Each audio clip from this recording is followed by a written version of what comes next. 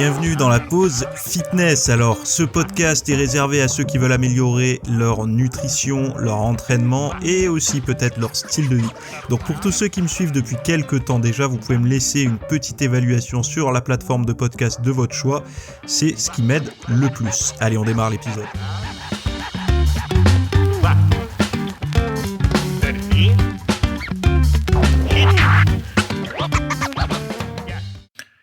Salut à tous, nouvel épisode aujourd'hui. Aujourd'hui, on va parler de conditionnement mental, de vie saine et de marche rapide. Donc, j'espère que vous avez passé un très bon week-end, que vous démarrez bien votre semaine et que, je sais pas quelle température il fait chez vous, mais que c'est possible de profiter un petit peu de l'extérieur, d'aller marcher, tout ça, puisque c'est un petit peu le sujet du jour. Enfin, le sujet, en tout cas, le thème d'un des articles que j'ai récupéré. Et donc voilà, on parlera aussi rapidement en fin d'émission du lien entre la reprise du sport et en fait comment faire pour ne pas être stoppé en plein vol quand on reprend par exemple la musculation. Si vous êtes blessé ou autre, il est possible que vous ayez envie de reprendre, que vous sortiez d'une blessure ou d'un arrêt X ou Y, enfin chacun a ses raisons, hein. Et on va voir un petit peu comment on pourrait faire pour reprendre dans de bonnes conditions. Donc, la première chose, c'est le premier article que j'ai récupéré, c'est sur la marche. Et le titre de l'article, alors c'est sur Futura Science, hein. Vous savez, souvent ils parlent d'innovation, etc. Et là, il parle d'augmenter la vitesse de sa marche de 250% à l'aide en fait d'une paire de baskets qui s'appellent les Moonwalkers, hein, pour faire référence, c'est marrant. Alors marche sur la lune, mais ça fait référence surtout au pas de danse de Michael Jackson. Alors c'est un accessoire de la start-up Shift Robotics. Et en fait, si vous allez voir un petit peu à quoi ça ressemble, donc je vais vous citer quelques passages de l'article, hein. Une entreprise de robotique aux États-Unis a financé grâce à une campagne Kickstarter le développement de chaussures robotisées qui permettent une vitesse maximale de 11 km/h. Elles offrent une alternative aux trottinettes électriques pour les déplacements en ville et permettent de marcher 250% plus vite. En fait, c'est des chaussures, c'est comme des patins à roulettes intelligents qui vous permettent de marcher et de pouvoir prendre les escaliers et tout sans vous viander, en fait. Puisque vous pouvez stopper, j'imagine, les roulettes, puisque quand on regarde la vidéo, le gars fait une petite manie pour pouvoir prendre les escaliers, puis il repart. Alors, ils disent, les chaussures sont équipées de capteurs et d'algorithmes d'apprentissage automatique pour adapter la puissance des moteurs à la vitesse de marche du porteur. Plus on marche vite, plus elles accélèrent. Elles sont articulées au niveau des orteils pour permettre un mouvement plus naturel, etc., etc. Alors, les batteries se chargent en 1h30. Bon, ça coûte 1 399 €. Bref, donc à partir de mars 2023, ce sera disponible. Bon, moi, j'ai rien contre tous ces trucs-là. Je pars du principe qu'une personne à mobilité réduite, ou une personne dans une situation de handicap X ou Y qui aurait du mal à marcher sur une certaine distance, mais qui n'est pas encore en fauteuil roulant, là, on a un outil génial. Par contre, pour les personnes... Alors, si on me demande est-ce que tu trouves ça mieux que la trottinette, je te dirais oui. Parce que, à mon sens, la trottinette électrique, au niveau sédentarité, il n'y a pas mieux, quoi. En termes de moyens de transport. Parce que le vélo, on bouge. On pédale, pardon. Il y a quelque chose. La trottinette, mis à part un léger gainage pour l'équilibre, sauf si on n'a plus de batterie, sinon, en fait, on est passif à mort, en fait, sur une trottinette électrique. Donc, je pense pas qu'on ait gagné. Alors, certes, on a gagné peut-être sur la pollution dans les villes, parce que je pense pas qu'une trottinette, dans sa fabrication est décarbonée à fond. Mais par contre, au niveau de l'activité physique, on n'a rien gagné. Par contre, ces chaussures-là, donc les Moonwalkers, ceux-là, il y a quand même un effet. On marche un petit peu. Mais on réduit, encore une fois, les bénéfices de la marche. Pourquoi ? Parce que pour avoir un équivalent de 30 minutes de marche avec ces trucs-là, soit on met la même intensité qu'aujourd'hui, Et donc du coup, c'est pas possible en fait, puisque ces chaussures-là, vu qu'elles s'adaptent à la vitesse, on pourra pas. Donc c'est bien ce que je vois depuis un certain nombre de temps et que je lis. Mais j'ai même lu d'ailleurs dans un vieux bouquin des années 70. Il faudra que je vous en parle de ce bouquin qui n'a rien à voir avec le sport d'ailleurs. C'est qu'on est arrivé dans un monde jusqu'aux années 70. Le mot ergonomie et tout, même après un petit peu 70, n'était pas trop dans le discours. C'est-à-dire qu'on n'adoptait pas ergonomie à mode de vie, à travail, etc. En fait, quand l'ergonomie est arrivée dans le monde professionnel et dans le monde personnel, on a demandé aux objets d'améliorer le confort de l'humain. C'est-à-dire que vos chaises de bureau sont devenues ergonomiques. C'est-à-dire que c'était plus à vous de vous satisfaire de la chaise qu'on vous donnait, mais par rapport à vos problématiques, des chaises existaient pour chaque problématique. Alors, évidemment, quand on a une maladie, un problème, c'est une bonne chose de pouvoir avoir des meilleures postures de travail. Mais n'oubliez pas qu'à chaque fois qu'on crée de l'ergonomie, on empêche l'adaptation du corps, parce qu'il y a toujours un des deux qui s'adapte. C'est soit la technologie qui s'adapte à l'homme, soit l'homme qui s'adapte à la technologie, ou enfin à l'outil. Un très bon exemple pour ça, c'est la musculation. La musculation des années, on va dire, plus on remonte dans le temps, plus c'est vrai. Donc, un développé couché, c'est à nous de s'adapter à la barre. Le développé couché, c'est le même quasiment pour tout le monde. C'est-à-dire que c'est une barre olympique ou non, mais je veux dire, c'est une barre, un banc, des poids, et voilà. Il y a un mouvement qui est globalement le même pour tout le monde. Je dis bien globalement. Si après, chacun a ses longueurs de membres, etc., mais peu importe. Alors qu'une machine de musculation, c'est de la technologie, c'est ergonomique. Pourquoi ? Parce qu'une machine de musculation, une machine de développé couché par exemple, donc déjà vous êtes assis, vous êtes plus allongé, vous pouvez régler l'assise, la profondeur du dossier, peut-être la hauteur de démarrage, etc. Donc du coup, c'est la machine qui s'adapte à vous. Alors évidemment, pour les blessures, il y en a qui vont dire on a fait un pas en avant. Mais est-ce que toute cette adaptation n'est pas de la dépense, c'est pro-sédentarité en fait. Je ne sais pas si j'arrive bien à me faire comprendre. À partir du moment où l'ergonomie est arrivée, on a perdu en capacité à s'adapter. C'est-à-dire qu'on devient de moins en moins résistant. En fait, on devient de plus en plus faible à se transformer, à s'adapter aux contraintes. Puisqu'en fait, tout est fait pour qu'il n'y ait pas de contraintes dans notre environnement. On contraint de moins en moins notre corps dans l'environnement. Alors et là, je sais que je vais me heurter à plein de gens qui vont dire oui, mais c'est quand même mieux parce qu'avant ça faisait mal. Vous pouvez prendre n'importe quel domaine, dans n'importe quel travail, il y a eu des améliorations. C'est-à-dire que même un travail posté à la chaîne, à l'usine, il y a eu des améliorations. Les tracteurs, il y a eu des améliorations. Ceux qui débroussaillent, il y a eu des améliorations. Tout a été amélioré. En tout cas, même par exemple, moi, le travail manuel que je connais bien, c'est la carrosserie. Déjà, moi, quand je suis arrivé dans les années 2004-2005, je crois que c'était, il y avait déjà énormément d'améliorations. Et tout ça crée un confort. Un confort, ce confort, c'est quoi en fait ? Quand on dit confort, ça veut dire quoi ? Ça veut dire on évite au corps de devoir s'y adapter. Parce qu'avant, par exemple, je vous donne un exemple concret. Plus vous avez de réglages sur un fauteuil de voiture, plus en fait il va s'adapter à vous. Avant, s'il n'y avait pas de réglage, vous pouvez même pas. C'était à vous de vous adapter pour pouvoir toucher les pédales. Je schématise ou pour votre dos, etc. C'était à vous en fait. Donc le corps devait s'adapter à ça.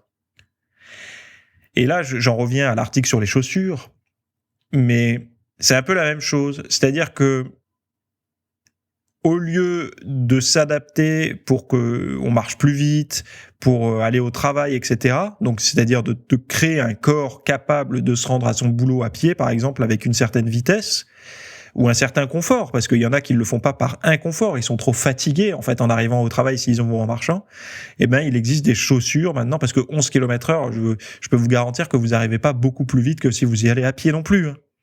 Sauf si vous tapez, je sais pas quelle autonomie elles ont en termes de kilomètres, mais il y a pas, elles ont 10 km d'autonomie. Donc je pense pas que vous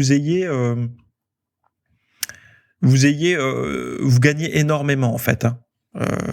Mais bon bref, c'est juste que c'est plus confortable. Parce que personne va aller à 11 km/h en vitesse maximale. Les gens vont pas être à fond. Ils vont être dans une vitesse normale, quoi. Et ça, toutes ces petites choses, en fait, je sais que je me répète souvent, mais toutes ces petites choses mises bout à bout, fait qu'en fait, quand les gens disent oui, mais les hommes d'aujourd'hui, donc l'humain, quand je dis l'homme d'aujourd'hui, c'est l'humain d'aujourd'hui, est plus frêle, est plus fragile, etc. Eh ouais, mais en fait, pourquoi il est plus frêle et plus fragile ? Parce que depuis qu'il est né, la technologie a fait qu'il n'avait à s'adapter à rien, en fait. C'est-à-dire que c'est toujours il y a toujours un truc. Oui, mais lui il a ça, alors il va avoir des semelles compensées, il va avoir, enfin vous avez compris, quoi. Je pense que c'est bon. Alors évidemment, ça soigne des pathologies, mais ça évite au corps de s'adapter. Et je vous dis encore une fois, le meilleur exemple, c'est un développé couché avec une barre et un développé couché sur machine où vous pouvez régler l'assise et tout. Il y en a un qui va beaucoup plus brûler, beaucoup plus taxer, parce que c'est à vous de vous adapter au mouvement. La barre va descendre par la gravité, il n'y a pas le choix, donc c'est à vous de vous adapter. Alors évidemment, là, il y a tout le monde se lève et hurle en me disant « Oui, mais les risques de blessures, quand on n'est pas fait, les machines, c'est génial. » Évidemment, c'est génial pour les risques de blessures. Mais en contrepartie, il y a ça. Il y a ce fait où on devient plus frêle, en fait, plus fragile. On s'adapte moins, c'est tout. On demande moins à son corps de s'adapter. Donc voilà. Et donc voilà ce que j'avais à dire là-dessus. Moi, je trouve que c'est une très bonne innovation pour des personnes qui aujourd'hui ne peuvent pas marcher plus que quelques mètres par handicap ou autre. Ben, je trouve que ces chaussures, c'est génial parce que ça va leur donner la liberté de pouvoir se promener en famille comme tout le monde. Mais après, pour la vie quotidienne, pour les gens qui n'ont pas de problème par rapport, pas de situation de handicap et tout ça, ben, est-ce que le vélo et la marche, c'est pas mieux, quoi ? Je veux dire, il y a un truc qui est génial, ça s'appelle le vélo et la marche, et il n'y a pas de batterie, il n'y a rien, quoi. C'est bon. Ça permet quand même de faire de brûler un petit peu de calories au quotidien, de se bouger, de se faire du bien et de faire du bien à la planète, quoi. Enfin bref. Deuxième article, c'était sur qu'est-ce qu'un mode de vie sain. Et en fait, ça m'intéressait. Pourquoi ? Parce que un mode de vie sain est très rarement défini. Quand je dis est très rarement défini, ça veut dire que tout le monde il va de son petit avis sur un mode de vie sain.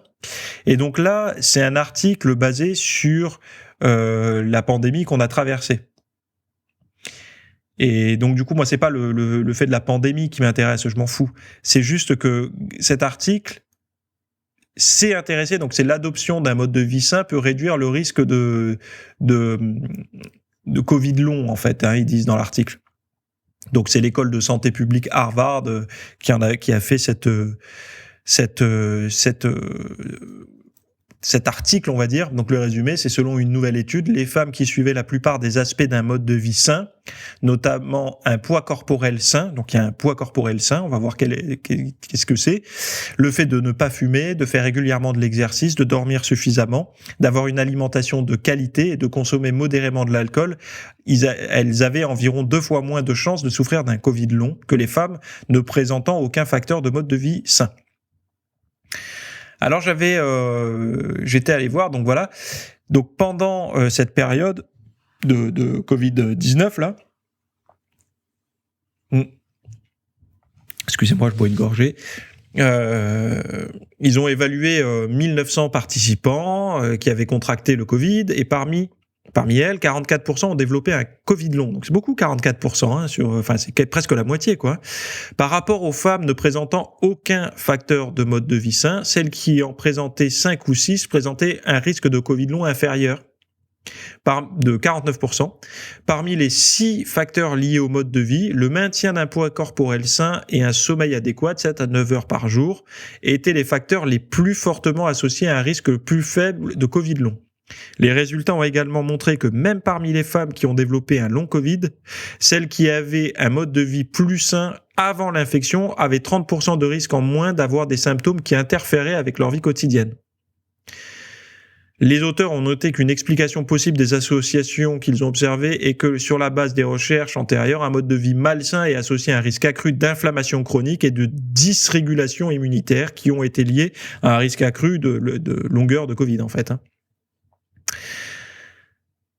Donc en gros, un poids sain, il faut se baser à l'IMC si vous faites pas de muscu, ou alors tour de taille hanche, taille hanche, etc.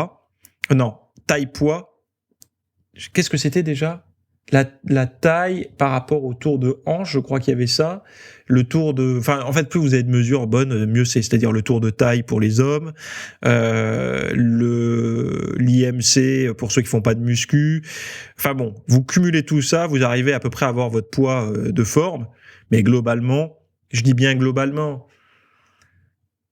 j'aime pas donner des chiffres comme ça, parce que quand on fait de la muscu, on dérègle tout, mais pour les hommes, quand vous êtes à peu près à taille poids, et pour les femmes, quand vous êtes à taille -5, taille -10, ça commence. Taille -10, vous êtes au top, hein, même esthétiquement, tout ça. Taille -5, ça commence à être bien, quoi. Mais bon, l'IMC, basez-vous sur l'IMC pour la santé, c'est la santé pure sans muscu. Après, si vous faites de la muscu, basez-vous plutôt sur le tour de taille. C'est-à-dire que pour les femmes et pour les hommes, il y a un chiffre à pas dépasser. Allez voir, vous le trouverez facilement. Je vous l'ai déjà donné dans d'autres podcasts.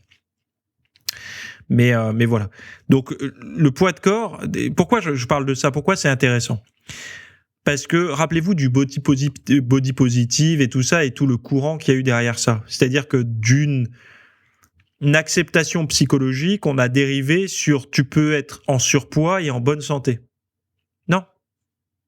Je suis désolé, là les chercheurs le disent, il y a un poids santé, c'est-à-dire qu'il y a un poids non santé, c'est-à-dire que même au-delà de se sentir bien, le maintien d'un poids corporel sain, ça existe. C'est-à-dire que c'est défini par les chercheurs. C'est pas un truc de body négative ou body positive. Tout ce qui est body positive, n'oubliez pas, c'est du domaine du psychologique. Ça n'est pas biologique. Ça n'est pas physiologique. Le corps, à partir d'un certain poids, il rentre dans un système d'inflammation chronique, etc. Et c'est pas bon. Mais ça, faut être capable de le dire à des personnes qui veulent s'accepter en surpoids. Faut leur dire, t'as le droit de t'accepter en surpoids, un petit peu comme un fumeur, quoi. T'as le droit il faut que t'acceptes qu'en étant fumeur, tu vas t'abîmer. Il faut que t'acceptes qu'en étant alcoolique, tu vas t'abîmer. Il faut que t'acceptes qu'en travaillant de nuit, tu vas t'abîmer. Faut pas être dans le déni. Faut pas travailleur de nuit positive. Tu vois, ou fumeur positive, ça n'existe pas en fait. Et pourquoi on veut parler d'obésité ou de body positive ? C'est de l'obésité positive qu'ils essayent d'induire.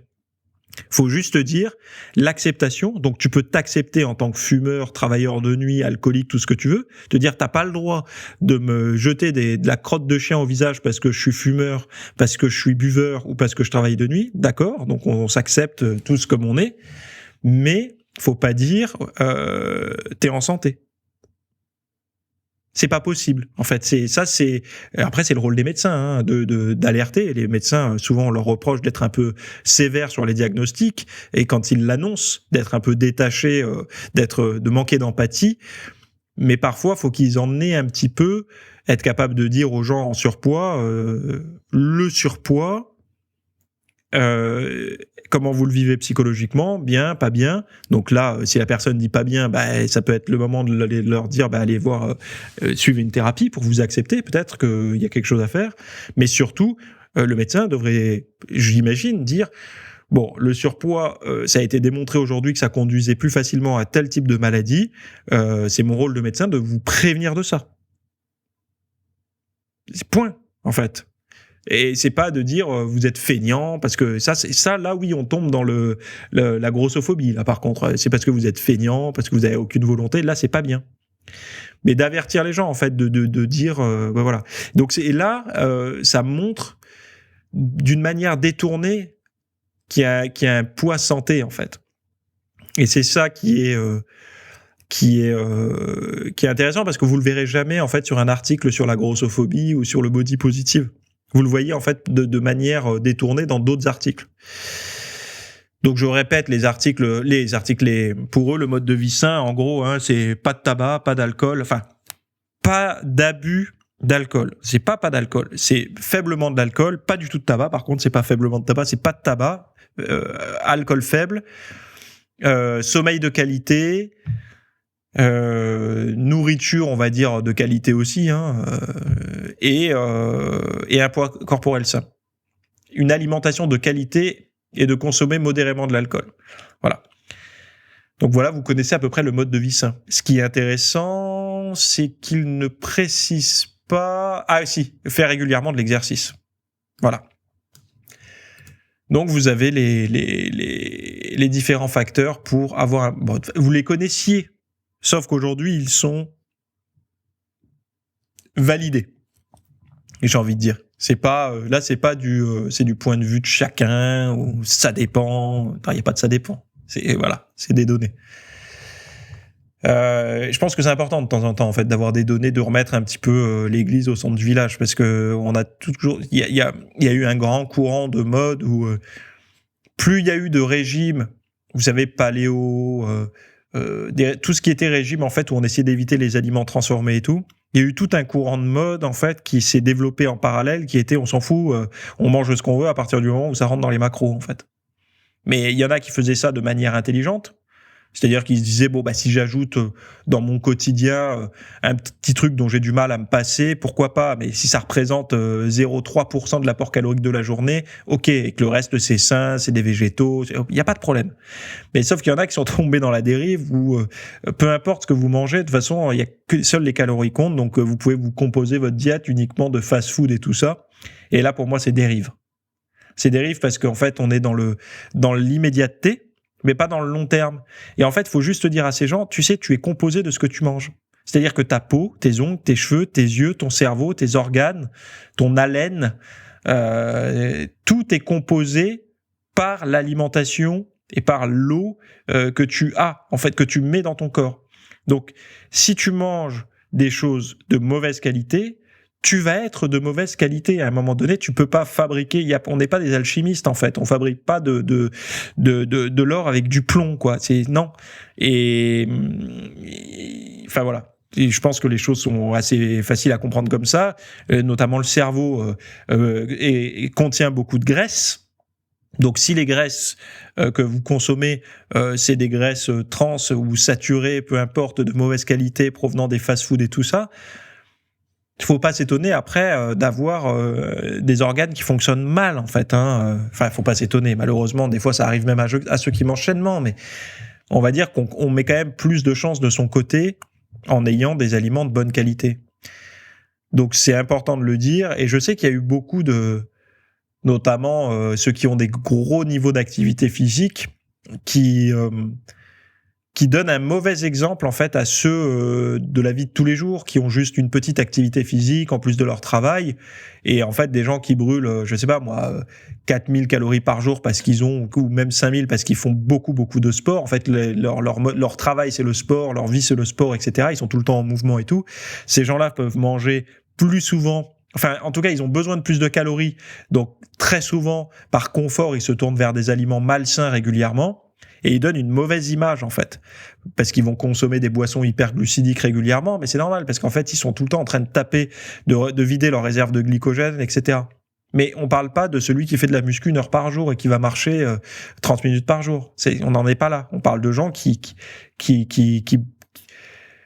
Enfin, vous savez, là, j'ai repris depuis quelques séances, là ça fait 6 séances que je fais du skateboard. J'ai repris le skate, je vous en ai parlé dans un précédent podcast. Quand j'en fais 2-3 heures d'affilée, je me rends bien compte que ça n'a rien à voir avec 1 heure de muscu. Il y a une fatigue. Je sais pas si vous faites du ski, du snowboard, du surf, je sais pas si vous faites un sport de glisse durant l'hiver ou l'été, mais vous vous rendez bien compte qu'après 3 heures, il y a une forme de rinçage énergétique. Et bon, j'arrive à faire ma muscu après quand même, mais quand j'ai tapé une journée comme ça, je sens que j'ai fait quelque chose, quoi. En fait, je le ressens intrinsèquement que ce que je vais manger va avoir moins d'impact sur mon tour de taille qu'une journée où j'ai fait que de la muscu. Et en fait, imaginez qu'un sportif de très haut niveau, c'est ça tous les jours. Et il faut bien nuancer. il a demandé à son corps de s'adapter à des choses énormes en fait. Donc son métabolisme tourne fort, il alimente fortement. C'est pour ça aussi qu'il y a beaucoup de problèmes négatifs. Il y a des suivis thérapeutiques et psychothérapeutiques après l'arrêt chez les sportifs de très haut niveau. Parce que, imaginez, c'est comme si vous étiez à 200 km/h sur l'autoroute et d'un coup, vous êtes à pieds joints sur le frein et vous tombez à 30 ou 40 km/h. Le delta, c'est ça, en fait. C'est pas vous passez de 200 à 180 quand vous arrêtez. Vous passez de 200 à 40 km/h. Et un bon exemple pour ça, c'est pour ceux qui ont des montres connectées Fitbit. Vous savez, dans les marqueurs de santé cardiovasculaire, ils vous donnent à peu près où vous vous situez par rapport à la moyenne des gens. Bon, globalement, si vous faites un peu de cardio et de muscu, vous êtes entre très bien et excellent ou excellent. Et comme exemple, ils vous montrent un triathlète ou un marathonien. Et il est, en fait, la courbe, elle est x2 par rapport à la moyenne des gens. Enfin, c'est un truc de fou, quoi. Et on se rend bien compte que ces gens-là sont largement au-dessus des coachs sportifs que vous voyez enfin, voilà, ce sont des professionnels de la discipline. C'est-à-dire qu'ils ont consacré leur vie et leurs 35 heures par semaine à ça. Et pas à apprendre théoriquement. C'est leur corps est un outil pour ça. Un peu comme des militaires, ils sont faits pour se battre, pour tuer, enfin voilà. C'est la même chose. On peut pas demander à ces gens-là de manger la même chose que celui qui a le cul vissé sur une chaise toute la journée. Ça n'est pas possible. On ne nourrit pas une Formule 1 aussi peu souvent qu'une Clio diesel, quoi. Voilà, peu. Bref.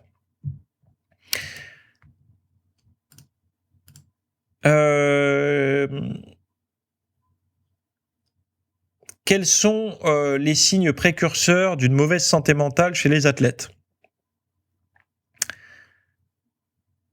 C'est intéressant d'en parler parce que vous savez que chez les athlètes, il peut y avoir... Pour ceux qui sont anxieux, qui ont parfois des tendances à être un peu déprimés et tout ça, il y a un truc qui est relativement frustrant, c'est que vous voyez très souvent que le sport fait partie des traitements les plus efficaces, parfois plus efficaces que les médicaments, etc. Sauf que quand vous faites déjà du sport, vous dites mince, ça doit être vraiment sérieux parce que moi je fais déjà du sport et enfin bon, vous avez compris quoi. Et en fait, il peut y avoir un discours qui permet de repérer quand vous commencez, attention, c'est border. Ce discours, alors là c'est pareil, c'est l'université de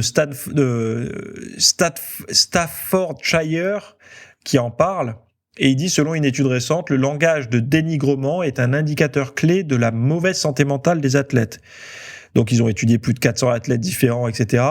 Et j'avais repéré une citation, nous avons étudié les croyances des athlètes, la façon dont ils perçoivent le stress, leur niveau de confiance en eux, et avons rassemblé toutes ces données pour déterminer ce qui pourrait prédire le bien-être psychologique.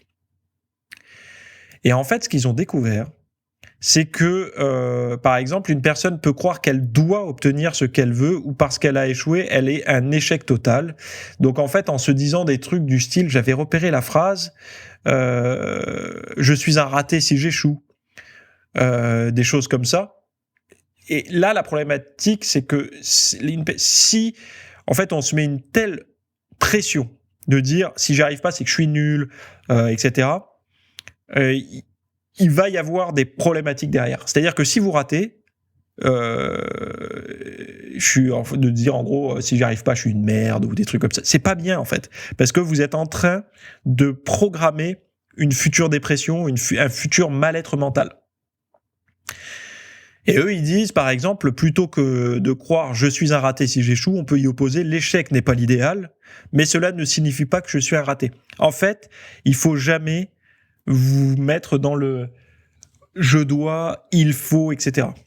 Faut toujours dire, il serait, par exemple, je vous donne, ça serait souhaitable que je ramène la médaille, ça serait préférable que je ramène la médaille, mais si je suis deuxième, si je suis troisième ou même si je suis dernier, c'est regrettable, mais c'est pas un drame en fait. Faut pas vous verrouiller le truc. C'est pas blanc ou noir, c'est pas une fatalité ou Sinon, en fait, c'est pas possible. Parce que même si vous arrivez à être au sommet pendant des années dans votre discipline, le jour où vous n'arrivez plus à l'être, ben, vous vous considérez comme une sous-merde, quoi. Et donc, il y a des choses souhaitables et des choses regrettables. Dites-vous ça plutôt. Plutôt que il faut, je dois, ou si je le fais pas, c'est pas bien, quoi. C'est la mort, c'est le bûcher. Parce que ça, c'est le meilleur moyen de vous ruiner. Alors, il y en a qui vont me dire, oui, mais ce mode de pensée, ça fabrique pas des athlètes. Parce que les athlètes, c'est ceux qui sont capables de ne pas avoir de plan B, etc. Ça, c'est des stupidités. C'est stupide de penser comme ça. Il y a des gens qui, justement, ont tellement d'anxiété que cette anxiété les font échouer. Parce que l'anxiété, c'est de la ressource mentale que vous brûlez. Parce que quand vous êtes anxieux, je vous garantis que le glucose, c'est par litre que vous le buvez. Enfin, c'est une image, hein, c'est pas comme ça que ça se passe. Mais votre cerveau, il engobe du glucose quand vous êtes anxieux. Donc du coup, vous n'avez plus toute cette vitalité utilisée par votre cerveau en étant anxieux à l'approche de la compétition ou juste avant la compétition, quoi, on va dire. Vous ne l'avez pas pour vous concentrer sur le circuit, sur, je sais pas, peu importe. Donc du coup, vous perdez. Donc ce qu'il faut faire pour ces personnes-là, c'est réduire le niveau d'anxiété. Et réduire le niveau d'anxiété, c'est changer ces affirmations-là, pour ces personnes-là en tout cas. Donc, cette personne, avoir un plan B, ça peut être, si avoir un plan B dans sa tête lui permet de réduire l'anxiété, ça lui permet d'être plus performante. À l'inverse, il y a des personnes qui, si on leur donne un plan B, elles se disent, ah, c'est bon, je ferai. En fait, elles savent déjà qu'elles vont faire le plan B, quoi. Elles s'autorisent plus facilement à échouer. Et il faut être capable de savoir dans quelle catégorie on se trouve. Je lisais dans un bouquin une fois que moi, je ne fais pas de plan B parce que si j'ai un plan B, je vais pas à fond dans mon entreprise, etc. Bon. Moi, personnellement, c'est pas quelque chose que j'aime. Moi, j'aime bien avoir un plan B en permanence. Parce que le plan B permet de réduire l'anxiété aujourd'hui, qui permet, en fait, de travailler plus sereinement. J'ai pas besoin, en fait, de me sentir pris à la gorge pour travailler. Mais je connais des gens qui ont besoin d'être face au mur pour prendre une décision. Et c'est pas, je veux dire, chacun a ses qualités, chacun a ses défauts. Hein, parce qu'il y en a un qui est plus dans la prévoyance, dans l'anxiété, donc moins dans le présent. L'autre qui est un peu trop dans le présent, qui prévoit pas trop, et d'un coup il se prend un mur en pleine face. Donc c'est un équilibre entre les deux qu'il faut avoir. Je suis d'accord, mais il faut au moins se connaître et se dire que si vous êtes en permanence en train de vous dire si j'échoue, je suis pas bien, je suis une merde, je suis un raté, etc. Tôt ou tard, ça en fait à force de vous le répéter. Le jour où vous échouez, vous devenez, en fait, c'est de la suggestion, vous faites un peu comme de l'auto-hypnose, et le jour où ça arrive, vous êtes dans ce conditionnement mental-là, puisque vous l'avez répété tellement de fois que ça vous arrive. Alors que vous vous dites, si par exemple, je sais pas, vous pouvez vous dire, le jour où j'échoue trop souvent, ou ça y est, j'arrive plus, c'est le moment de faire ça, et un truc cool, en fait. Ça veut dire que je suis arrivé à un moment où je dois progresser, je dois avancer, je dois changer. En fait, quelque chose de plus positif. Enfin voilà, je pense que je vous ai donné suffisamment de pistes de réflexion sur ça. De toute façon, vous avez tous les liens de ce dont je parle dans le podcast, dans les notes de l'émission, là, dans le PDF. Bref, pas dans le PDF, dans la version texte que vous avez sur le site. Reprendre du muscle après un arrêt. Donc, peu importe, ça fait 1 mois, 2 mois, 3 mois, 1 an que vous avez arrêté le sport, vous avez envie de vous y remettre. Et moi, j'ai récupéré des tas de données qui vous permettent de savoir comment font les sportifs de haut niveau pour reprendre le sport. Alors, quelles sont les limites en fait à la reprise du sport ? La première, c'est la blessure. Parce que quand on est à 100 kg au développé couché, en série, ou même à 80 ou à 70 kg en série, on a envie de revenir et d'être à 60 maxi ou à 90 si on était à 100. On n'a pas envie d'être à 20 ou à 30. Et la problématique, c'est qu'il y en a qui vont arriver, vont vouloir tout de suite reprendre leur perf d'avant et ils vont se blesser. Donc du coup, ils sont arrêtés 1 an, ils reprennent au bout d'1 mois, ils ont mal partout et ils doivent réarrêter pendant 3 mois.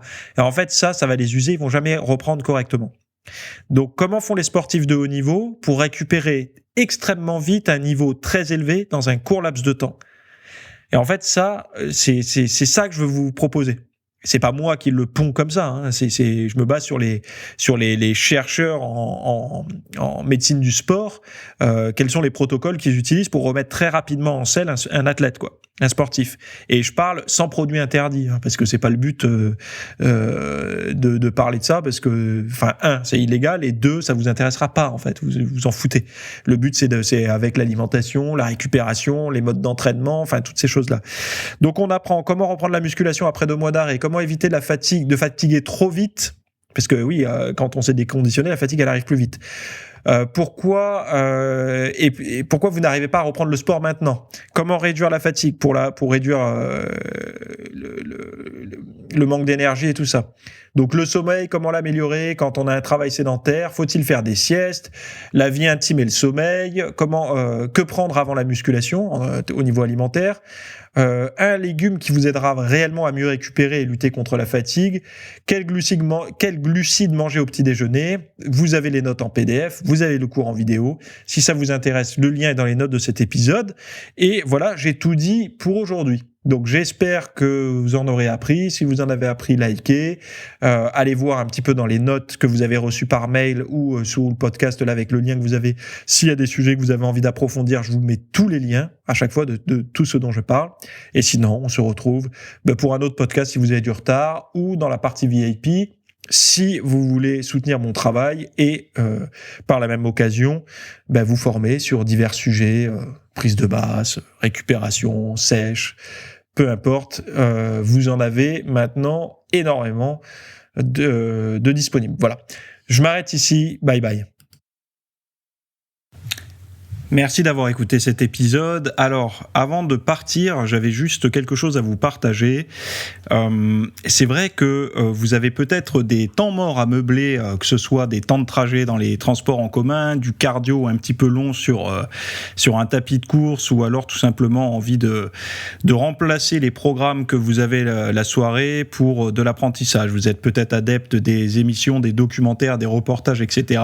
Sauf que dans le monde de la musculation, de la nutrition, du développement, d'un mode de vie sain, etc. C'est un peu maigre en contenu dans les médias grand public. Et donc, ce que je vous propose, moi, personnellement, c'est d'aller faire un tour dans la bibliothèque alors, c'est un Netflix version fitness privée qui vous coûtera moins cher qu'un lavage auto rouleau par mois. Et là, vous avez vraiment tous les sujets. Alors, c'est plein de cours que je propose. Il y en a déjà plus de 300. Ce sont sur le sommeil, sur les hormones, sur la nutrition. Donc ça peut être pourquoi on a faim, pourquoi on n'arrive pas à tenir un régime, comment faire, quelles sont les solutions, mais aussi d'anatomie pour l'entraînement, des programmes d'entraînement. Donc tout ce qui est lié à la perte de graisse, si vous avez du gras sur le bas du ventre depuis des années, ou alors si vous avez du mal à prendre de la masse musculaire, tous ces sujets du plus connu, entre guillemets, du plus recherché au plus pointu, tous ces sujets sont largement abordés dans cet espace VIP. Donc, pour rappel, pour y accéder, vous avez un lien en description. Si vous ne le trouvez pas, vous allez sur www.fitnessmiss.fr et vous faites devenir membre. Voilà, vous trouverez sur le site. Et vous accédez à ce contenu caché que vous pourrez écouter partout. Voilà, je vous laisse ici. Très bonne fin de journée à tous.